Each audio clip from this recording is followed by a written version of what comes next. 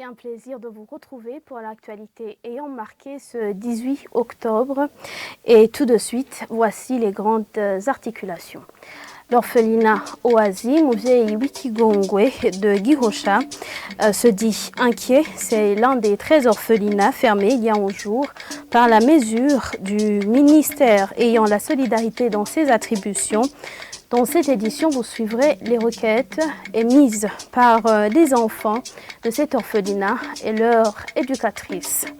On vous parle également du manque criant du carburant de type mazout en mairie de Bujumbura sur certaines stations-service servant les bus du transport en commun.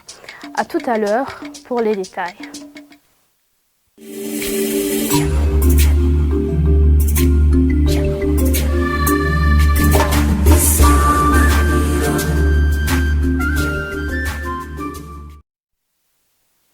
Depuis un mois, un système automatisé de traitement des chèques en compensation est déjà opérationnel au sein du secteur bancaire burundais. Déclaration faite ce lundi par le conseiller de la Banque centrale chargé des systèmes de paiement, Jean Bosco Ndikumana, indique que la plus-value est que les clients vont avoir leur argent le même jour, alors qu'avant cette opération pouvait prendre facilement 5 jours. Suivez-le. Le système a été mis en place en poursuivant des objectifs de conformité aux normes, aux standards et aux bonnes pratiques en la matière, comme cela se fait dans le monde entier. Ça a été fait, et le système a été développé pour sécuriser davantage le système de traitement automatisé des chèques, mais également d'autres moyens de paiement, en se conformant à la sécurité du système, à la rapidité du système, en sécurisant davantage les transactions de paiement qui passent par le système et en sécurisant davantage également les intérêts des utilisateurs de ce système. Il faut également savoir que l'objectif principal de la mise en place de ce système était de réduire drastiquement, de manière substantielle, le temps de traitement, de paiement et de règlement des opérations de paiement qui passent par le système de compensation. Depuis la création de la banque, le temps qui était imparti pour le paiement et le règlement des transactions de paiement qui passent par le chèque était environ de 3 à 5 jours. Aujourd'hui, ce temps de règlement des paiements par chèque à travers le système de paiement est de seulement 1 jour. Il y a ce qu'on appelle les plafonds en compensation. Ça veut dire quoi? Ça veut dire que pour sécuriser davantage les opérations dans le système, la compensation ou les opérations de traitement de paiement en compensation sont réglées de manière différée. Ce montant de 15 millions n'a pas été pris au hasard. C'est un montant qui se conforme au plafond autorisé en compensation dans la communauté est-africaine et au niveau donc de toutes les banques centrales de la communauté est-africaine où il est question de prendre comme plafond en compensation un montant équivalent à près de 10 000 $ ou un peu plus. Je vous le disais tout à l'heure, qu'il s'observe une pénurie de carburant de type mazout à certaines stations-service désignées pour servir les bus de transport en commun dans la ville de Bujumbura. Là où nos reporters sont passés, il n'y avait aucune goutte de mazout. À la station Interpétrole se trouvant au quartier asiatique, ils révèlent qu'ils attendent jusqu'à maintenant 9000 litres de ce type de carburant. Arthur Kabawushi a fait le tour, son reportage. Ce carburant de type gazoil était une denrée rare aux stations-service visitées où il y a de longues files de bus qui attendaient et à certains endroits, ils s'étaient lassés d'attendre. C'est un des chauffeurs rencontrés sur place qui se dit confiant qu'il sera servi même s'il n'a pas voulu s'exprimer devant nos caméras. Depuis ce matin, on nous a dit d'aller à la station se trouvant près du ciné Caméo. Nous attendons. On nous a rassuré que nous allons avoir du gazoil. Les propriétaires de stations-service disent qu'ils vont le distribuer comme ils l'auront reçu, indique cette dame qui n'a pas voulu également s'exprimer devant nos caméras.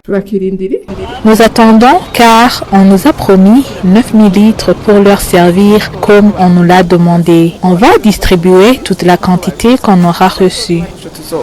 Cependant, ils ont peur de ne pas pouvoir servir tout le monde. Effectivement, nous allons servir ces bus comme on nous l'a demandé. Mais je ne sais pas si je vais pouvoir tous les servir. Ils en seront témoins. Ce chauffeur de bus Quaster, qui vient de passer 4 jours sans travailler, dit que l'État devrait prendre en main cette question. Je viens de totaliser 4 jours sans travail. Le véhicule est garé. Je demanderai à l'État burundais de s'attaquer à ce problème, car sans gasoil, la vie est impossible. Tous les produits deviennent chers et les commerçants n'ont plus de produits à vendre. Cela étant, les propriétaires de stations-service demandent qu'on distribue une quantité suffisante pour que même leurs clients permanents n'en manquent pas. Nous demandons à ce qu'on nous donne une quantité suffisante pour pouvoir servir ces bus et nos clients permanents. À la direction de la gestion des produits pétroliers et gaziers, ils ont sorti ce dimanche une liste de 11 stations-service qui vont servir les bus de transport en mairie de Bujumbura. L'Assemblée nationale a analysé et adopté le projet de loi portant modification, composition et fonctionnement du Conseil national de sécurité ce lundi.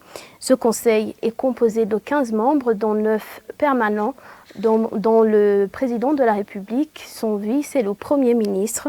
Le rapport de ce conseil sera donné tous les 6 mois, comme l'a précisé la ministre en charge de la Justice qui était l'invitée à l'Assemblée nationale. Ornella Mucho pour plus de détails. Lors de l'analyse du projet de loi portant modification de la loi portant composition et organisation du fonctionnement du Conseil national de la sécurité, la ministre en charge de la Justice, Janine Niwidi, qui était l'invitée, a précisé que ce conseil, présidé par le président de la République et de son vice, est composé de 15 membres, dont 9 membres de droit et 6 nommés par le président de la République, en tenant compte de diverses composantes de la société et de leur qualité morale. Ces 9 membres sont les ministres clés en charge de la sécurité, comme le Premier ministre, le ministre ayant la justice dans ses attributions et le ministre de la Défense nationale. Différentes questions ont été soulevées, comme celle de savoir pourquoi le rapport sera donné semestriellement. Ma question est de savoir pourquoi le rapport est donné semestriellement. Je proposerai plutôt tous les 3 mois, car les questions sécuritaires sont prioritaires et les députés devraient être à jour avec les questions d'ordre sécuritaire au niveau national.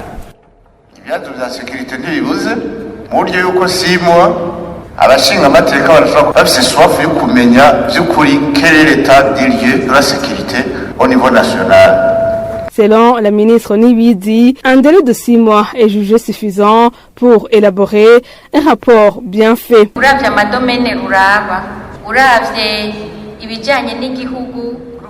Vu les domaines concernés et vu le suivi de la situation du pays, sans oublier les rapports donnés au gouvernement, à l'Assemblée nationale et au Sénat, vous comprenez que ce sont les hautes instances du pays. Entre-temps, il y a des recommandations faites et orientées par les ministères sectoriels, c'est-à-dire que ça demande du temps suffisant pour en élaborer un rapport semestriel bien fait.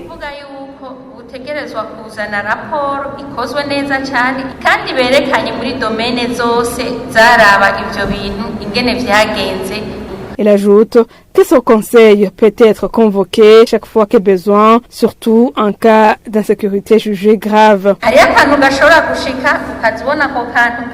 Il y a des questions sécuritaires résolues dans un ministère quelconque, comme celui de la Défense, et une autre question sécuritaire suscitant le renfort du ministère en charge de la sécurité, par exemple. Mais il peut arriver qu'il y ait menace de sécurité jugée grave au niveau national. Dans ce cas, le Conseil national de sécurité est convoqué dans l'immédiat pour proposer des mesures de sécurité.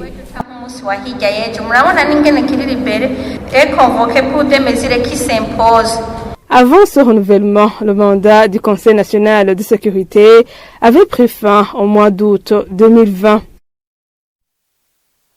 Poursuivons cette édition, l'orphelinat Oazim, Muvdei Wikigongwe de Gihosha. Nous sommes en mairie de Bujumbura, s'inquiète de la mesure du ministère ayant la solidarité dans ses attributions, suspendant ses activités au moment où les enfants de cet orphelinat se disent épanouis. Leur éducatrice appelle à la révision de la dite mesure. Omer Douayo.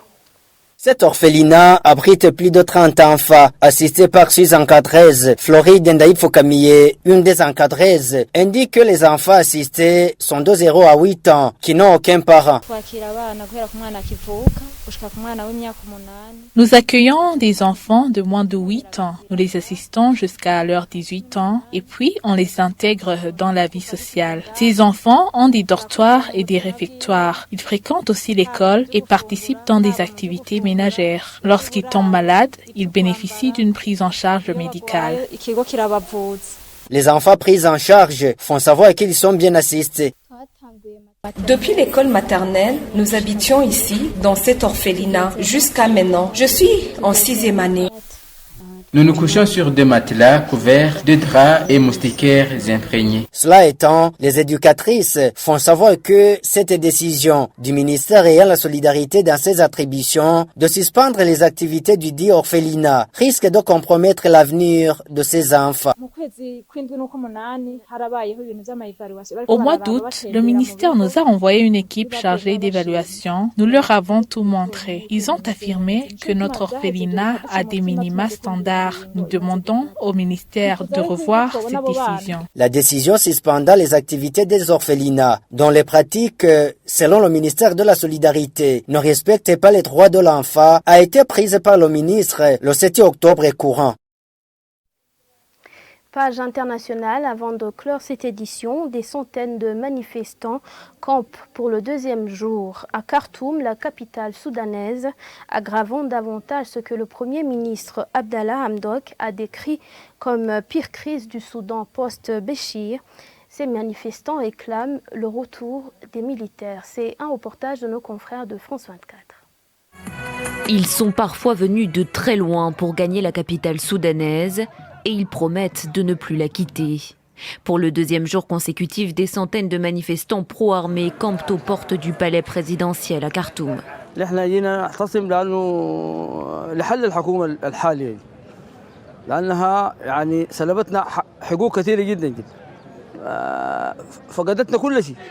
Une manifestation organisée à l'appel d'une faction séditieuse des Forces pour la liberté et le changement qui réclament un gouvernement militaire. Depuis la chute d'Omar el-Béchir en 2019, le pays est dirigé par une coalition de militaires et de civils, mais des fractures se creusent désormais entre les deux camps. 2 ans après l'installation du gouvernement Hamdok, l'inflation dépasse les 300%. La situation économique continue à s'aggraver et avec elle, la colère de la population. نحن الوحيد أن الحكومة دي ما عايزنا تستغيل تمشي طلبنا الوحيد أن هذه الحكومة لا تقدر تمثل مطالب الشعب عامة ولا في الصحة ولا في المعيشة ولا حتى في كل شيء. L'annonce d'un sit-in illimité fait redouter une montée des tensions. Les partisans d'un gouvernement civil dénoncent un coup d'État en devenir et appellent à une manifestation rivale ce jeudi pour réclamer un transfert complet du pouvoir aux civils. Et c'est sur ces images que s'achève notre édition. Merci à tous de nous avoir suivis. Quant à moi, je vous dis à demain.